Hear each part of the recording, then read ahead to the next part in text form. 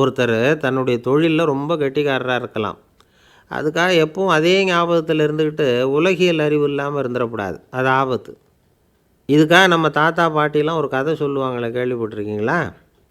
ஒரு சமயம் ஒரு 4 பேர் சேர்ந்து வெளியூருக்கு பிரயாணம் போனாங்களாம். அந்த 4 பேர் எப்படி தெரியுமா?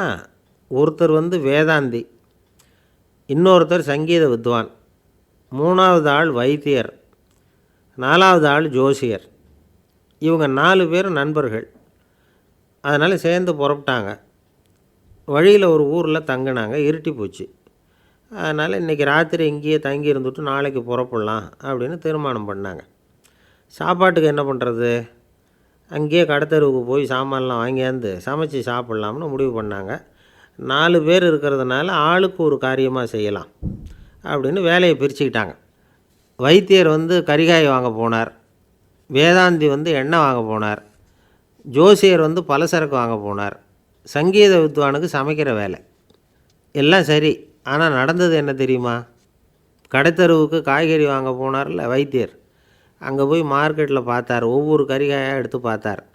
இது பித்தம், உடம்புக்கு ஒத்துக்காது. இது வாயு, உடம்பு ஒத்துக்காது அப்படின்னு ஒவ்வொன்றா தள்ளினார். கடைசியில் ஒன்றுமே தேரல. வெறுங்கையோடு திரும்பி வந்துக்கிட்டு இருக்கிறார். எண்ணெய் வாங்க போனார் வேதாந்தி. அவர் ஒரு தொன்னையில் எண்ணெயை வாங்கினார். பேசாமல் அதை எடுத்துகிட்டு வர வேண்டியது தானே, முடியல. அவருடைய வேதாந்த மூளை சிந்திக்க ஆரம்பிச்சுட்டுது. இந்த தொன்னைக்கு எண்ணெய் ஆதாரமா அல்லது எண்ணெய்க்கு தொன்னை ஆதாரமா அப்படிங்கிற ஆராய்ச்சியில் இறங்கினார். என்னாச்சு தெரியுமா?